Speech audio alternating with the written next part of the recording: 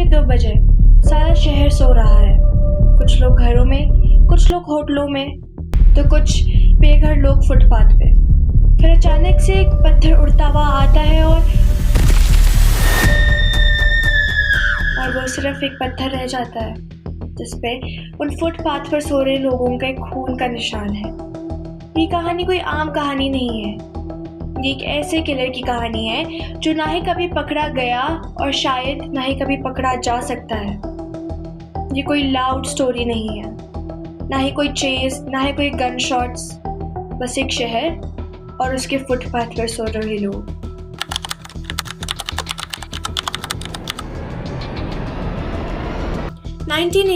मुंबई।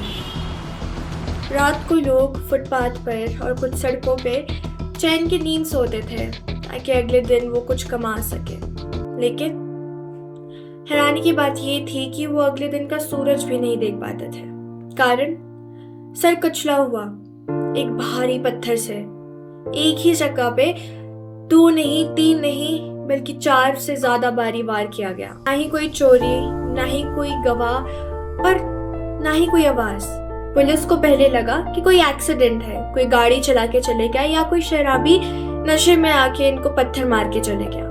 पर फिर जब एक के बाद दूसरी के बाद तीसरी, फिर चौथी और फिर 5वीं लाश मिली तो समझ आया कि ये कोई कोइंसिडेंस या कोई एक्सीडेंट या कोई शराबी का किया हुआ काम नहीं है, ये किलर का किया गया है। और तभी इस केस का नाम पड़ा द स्टोन मैन केस।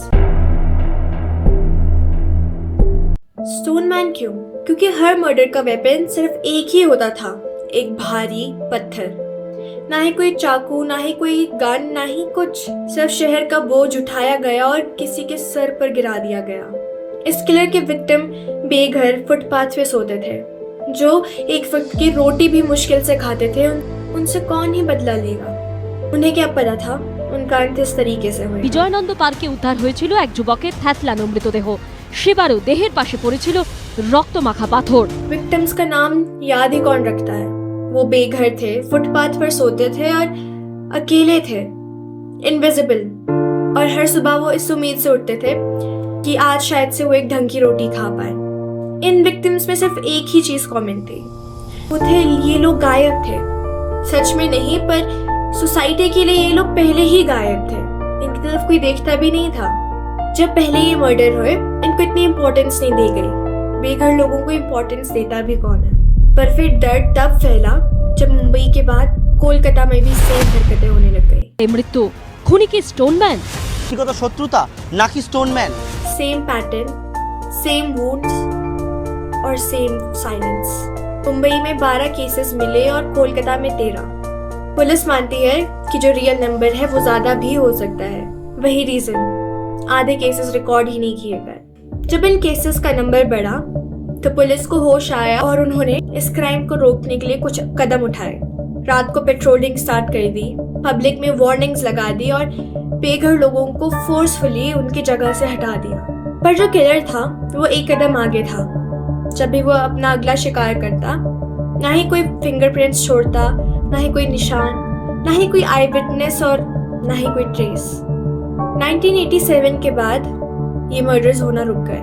ना ही कोई अरेस्ट हुआ, ना ही कोई इनकाउंटर, ना ही कोई कन्फेशन, बस कुछ सवाल, क्यों और कौन? The killer who left no name, only silence and stone।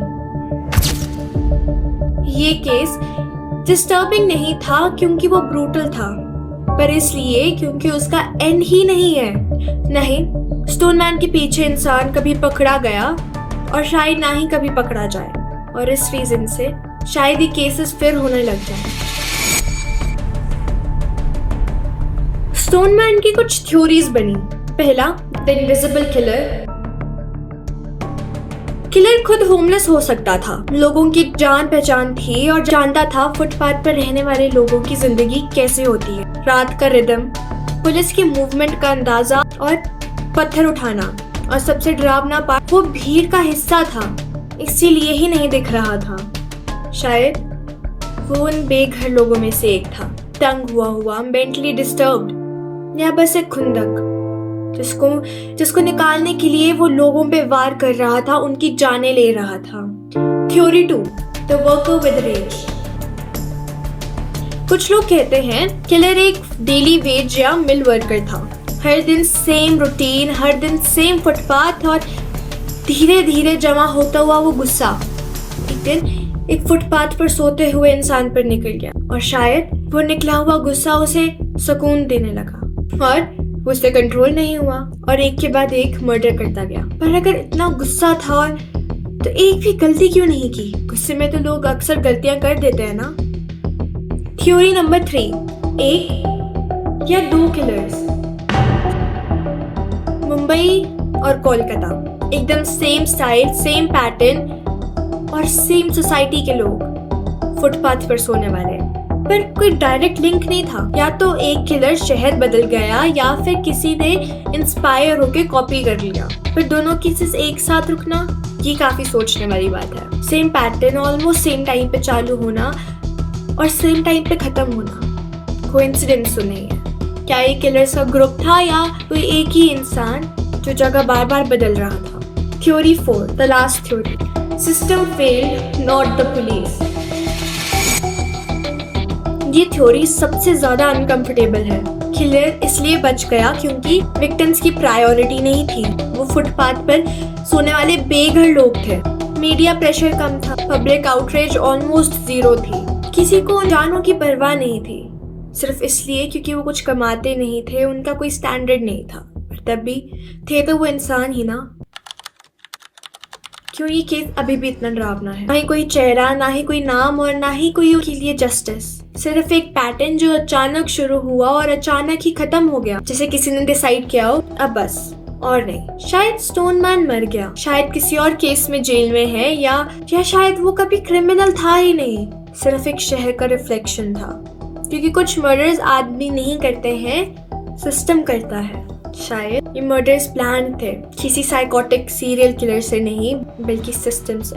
ये केस आज भी अनसॉल्व्ड है, कोई कंफर्म सस्पेक्ट नहीं है और किसी को आइडेंटिफाई भी नहीं किया। और इसी तरह ये केस आज समाप्त हो जाता है और इसे भी इन हजारों फाइलों के बीच दबा दिया गया है और शायद उनके विक्टिम्स को कभी जस्टिस भी नहीं मिलेगा। ये थी कहानी द स्टोनमैन केस की। आई होप आप लोगों को ये केस अच्छा लगा हो, आपको सुनने में मजा आया हो और कुछ नई इन्फॉर्मेशन मिली हो। अगर आपको ऐसे और केसेस के बारे में सुनना है जिन केसेस के बारे में बात नहीं की जाती है या कुछ ऐसे केसेस जो बहुत ही मिस्टीरियस हैं, आप मेरे चैनल को सब्सक्राइब कर सकते हैं। ऐसी नई वीडियोस हर हफ्ते आती हैं जो काफी इंटरेस्टिंग, मिस्टीरियस और कई बार डरावनी भी होती हैं। मेरे चैनल को सब्सक्राइब करें, इस वीडियो पे लाइक्स करें और ढेर सारे कमेंट्स करें कि आपको किस केस के बारे में नेक्स्ट वीडियो चाहिए। अपना, अपने फैमिली का, अपने फ्रेंड्स का ख्याल रखिए, सावधान रहिए। द स्टोनमैन अभी भी जिंदा हो सकता है, क्या पता आपके शहर में हो। मिलते हैं नेक्स्ट वीडियो में। Bye bye.